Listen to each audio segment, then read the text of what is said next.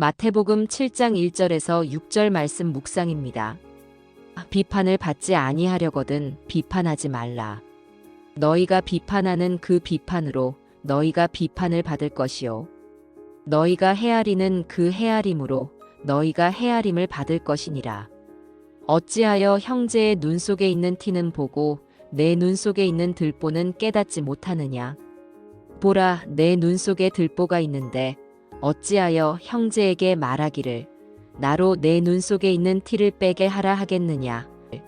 외식하는 자여, 먼저 내 눈 속에서 들보를 빼어라. 그 후에야 밝히 보고 형제의 눈 속에서 티를 빼리라. 거룩한 것을 개에게 주지 말며 너희 진주를 돼지 앞에 던지지 말라. 그들이 그것을 발로 밟고 돌이켜 너희를 찢어 상하게 할까 염려하라. 1절 비판을 받지 아니하려거든 비판하지 말라. 비판하는 것이 쉬운가요? 비판하지 않는 것이 쉬운가요? 비판하는 것이 훨씬 쉽습니다. 왜냐하면 모든 인간은 죄인이며 죄인이란 본래 단점 투성이이고 비판거리 투성이이기 때문입니다. 사람을 보고 비판거리를 찾아내는 것은 물고기가 너무 많아서 미끼 없이 갈고리만 내려도 건져 올릴 수 있는 낚시와 같이 쉽습니다. 그리고 죄인들은 남을 비판하는 데서 묘한 쾌감을 느낍니다. 선악과를 따먹은 인간들은 모두가 선과 악을 판단하는 재판관 자리에 앉아 있는 것을 즐깁니다. 그들은 자신들도 죄인이면서 남을 판단하는 재판관 노릇을 함으로써 스스로 하나님 역할을 하는 쾌감을 느낍니다. 그러나 야고보는 분명히 경고합니다. 입법자와 재판자는 오직 하나이시니 능히 구원하기도 하시며 멸하기도 하시느니라. 너는 누구간데 이웃을 판단하느냐. 죄인들의 삶의 목표는 자기의 영광을 추구하는 것입니다. 자기 자랑이 죄인들의 인생의 목적이며 삶의 이유입니다.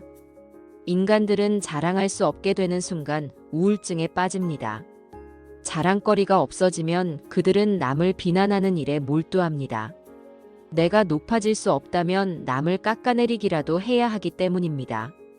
남을 비판하는 것은 간접적인 자기 자랑으로 이는 죄인들의 특징입니다.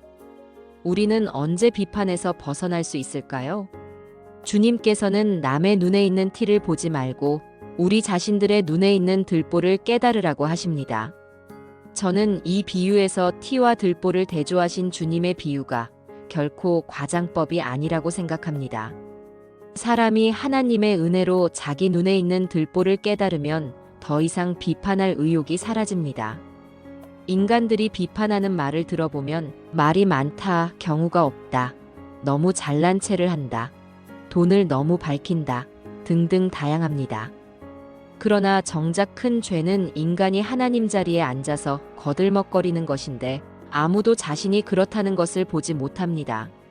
사람이 회개하여 성령 충만해지면 비판이 없어집니다. 자기를 알고 하나님을 알게 되기 때문입니다. 성령 충만해지면 그 눈이 어린아이처럼 순수해지고 남을 있는 그대로 받아주기 시작합니다. 영적으로 성숙한 자의 눈은 비판하는 눈이 아니라 사람을 있는 그대로 받아주는 눈입니다. 이런 사실을 우리가 알게 되면 남을 비판하지 않게 될까요? 아닙니다. 오히려 비판을 좋아하는 사람을 가리켜 저 사람은 은혜를 받지 못했구나 하고 비판합니다. 비판하고자 하는 우리의 성향은 우리의 힘으로 꺾을 수 있는 것이 아닙니다. 그것은 죄성이며 자기 자랑과 밀접하게 연결되어 있기 때문입니다. 이 죄에서 벗어나려면 주님과 함께 십자가에 완전히 못 박혀야 합니다. 그래서 우리의 삶의 동기가 더 이상 자기 자랑이 아니라 사랑이 되어야 하고 하나님께 영광이 되어야 합니다. 6절 거룩한 것을 개에게 주지 말며 너희 진주를 돼지 앞에 던지지 말라. 그들이 그것을 발로 밟고 돌이켜 너희를 찢어 상하게 할까 염려하라. 거룩한 것을 개에게 주지 말라고 하십니다. 그런데 우리는 이 말씀에서 혼란을 느낍니다. 방금 비판하지 말라고 하고는 다시 개와 돼지를 구별하라고 하기 때문입니다. 도대체 비판하지 않고 어떻게 개와 돼지를 구별한단 말입니까? 이것은 모순일까요? 아닙니다. 비판하지 말라는 것이 분별하지 말라는 말씀은 아닙니다. 비판은 근본 동기가 자기 자랑이지만 분별은 근본 동기가 미혹에 빠지지 않기 위함이며 진리를 지키기 위함입니다. 거짓된 것을 분별하지 않으면 미혹에 빠져 함께 영원한 어둠으로 몰락합니다. 비판은 하지 말되 분별은 해야 합니다.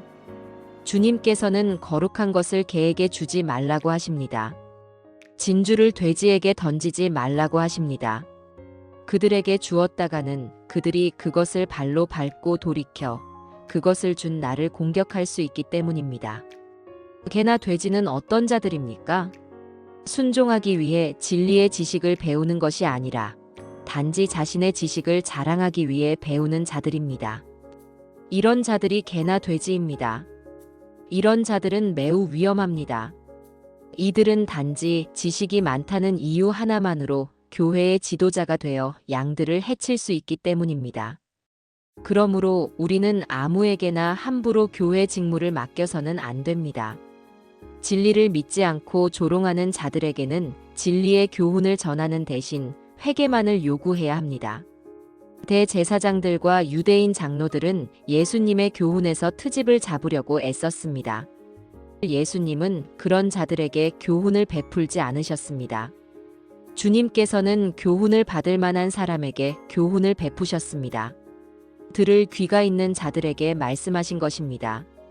그러므로 우리가 진리를 전할 때는 잘 분별해서 전해야 합니다. 때와 대상을 잘 가려 말씀을 전해야 합니다. 그리고 우리 스스로도 거룩한 것과 진주를 구별하지 못하는 개나 돼지가 되지 말아야 합니다. 주님, 제 입에서 비판을 제거해 주십시오. 그러나 분별할 수 있는 눈을 주십시오. 그리고 비판과 분별의 차이를 구별할 수 있는 지혜를 허락해 주십시오. 예수님 이름으로 기도합니다. 아멘.